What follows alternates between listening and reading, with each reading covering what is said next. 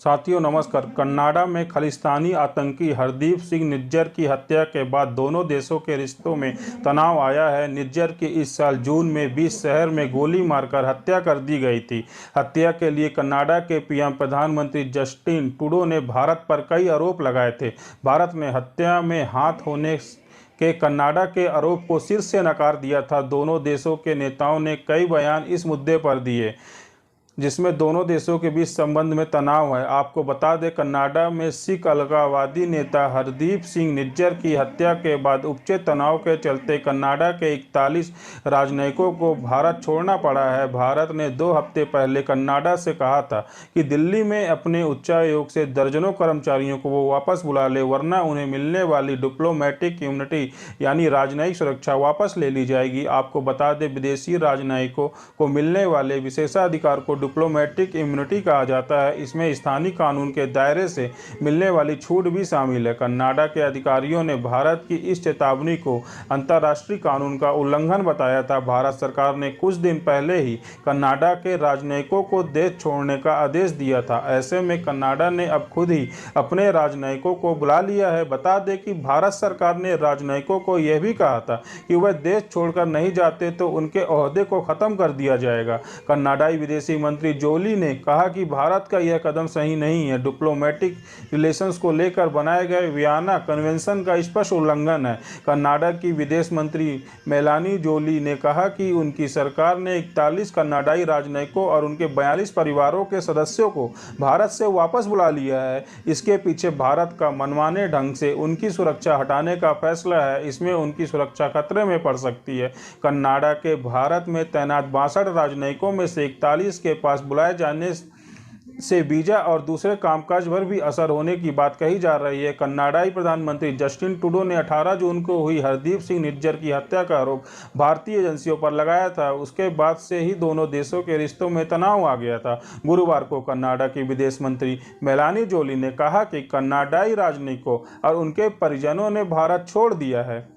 उन्होंने बताया कि भारत ने कहा था कि 21 राजनयिकों के अलावा बाकी सभी की राजनयिक सुरक्षा 20 अक्टूबर तक खत्म कर दी जाएगी। वहीं जोली ने कहा कि 21 राजनयिक अभी भी भारत में हैं, लेकिन बाकियों को वापस बुलाने के कारण स्टाफ की कमी हो गई है। इससे अब कनाडा को भारत में अपनी सेवाओं को सीमित करना पड़ेगा। उन्होंने बताया, इस कारण बेंगलोर, मुंबई और चंडीगढ़ में कुछ कंसुलेट्स का कामकाज रोकना पड़ेगा। कनाडा के अधिकारियों ने कहा कि अभी पक्के तौर पर यह नहीं कहा जा सकता कि ये सेवाएं कब तक बहाल होंगी। हालांकि दिल्ली में कनाडा के उच्चायोग और थर्ड पार्टी के माध्यम से चलाए जा रहे आवेदन केंद्रों में सेवाएं जारी रहेंगी। कनाडा के इमिग्रेशन मंत्री मार्क मिलर का कहना है कि स्टाफ कम हो जाने के कारण इमिग्रेशन के आवेदन को निपटाने में लगने वाला समय बढ़ सकता है। अधिकारियों का कहना है इसका सबसे ज़्यादा असर भारतीयों पर होगा, जिनमें कनाडा में पढ़ने चाह रहे छात्र भी शामिल हैं। साल 2022 में कनाडा में स्थायी और अस्थायी तौर पर रहने का आवेदन करने वाले विदेशियों में सबसे ज़्यादा संख्या भारतीयों की थी। भारत का कहना है कि कनाडा में भारत के जितने राजनयिक हैं, कनाडा ने भारत में उससे कहीं ज़्यादा राजनयिक तैनात किए थे। दोनों देशों के बीच विवाद बढ़ने के बाद भारत ने इस मामले में राजनयिकों की संख्या में बराबरी की मांग की थी। ओटावा में एक प्रेस कॉन्फ्रेंस में कनाडा की विदेश मंत्री ने कहा कि भारत का कनाडाई राजनयिकों को मिलने वाली सुरक्षा हटाने की बात करना अंतर्राष्ट्रीय कानून का उल्लंघन है। उन्होंने कहा कि कनाडा इसके बदले में कोई कार्रवाई नहीं करेगा। जोली ने कहा, अगर हम राजनयिक सुरक्षा की परंपरा को तोड़ने दे तो दुनिया में कहीं पर भी कोई राजनयिक सुरक्षित नहीं रहेगा। अधिकारियों का कहना है कि घूमने या बसने के लिए आने वाले भारतीयों का अभी भी कनाडा में स्वागत करते हैं। कनाडा के प्रधानमंत्री जस्टिन ट्रूडो ने सितंबर में देश की संसद में कहा था कि हरदीप सिंह निज्जर की हत्या में भारतीय एजेंसियों का हाथ होने के काफ़ी विश्वसनीय सबूत हैं। ट्रूडो ने कहा था कि वह कनाडाई खुफिया एजेंसियों से मिली जानकारियों से लगता है कि इस हत्या के पीछे भारत सरकार के एजेंट्स हो सकते हैं। कनाडा ने इसे अपनी संप्रभुता का उल्लंघन बताया था। इसके बाद से दोनों देशों के रिश्ते में तनाव आना शुरू हो गया था। दोनों ने अपनी आपसी रिश्ते बिगड़कर अब तक के अपने सबसे बड़े स्तर पर पहुंच गए हैं। भारत इन आरोपों से इनकार करता रहा है। भारत के विदेश मंत्रालय ने कई बार कहा, कनाडा अगर अपने दावे के समर्थन में सबूत पेश करेगा तो भारत इस पर जरूर गौर करेगा।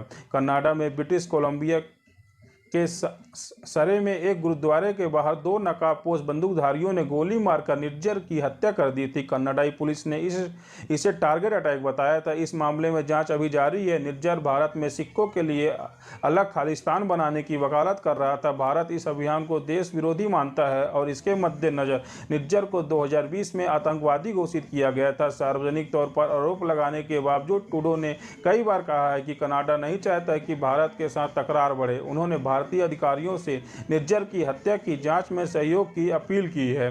भारत के आंतरिक मामलों में कनाडाई राजनयिकों के हस्तक्षेप और संख्या की अधिकता का हवाला देते हुए मोदी सरकार ने कनाडा से नई दिल्ली में अपनी राजनयिकों की संख्या को कम करने के लिए कहा था।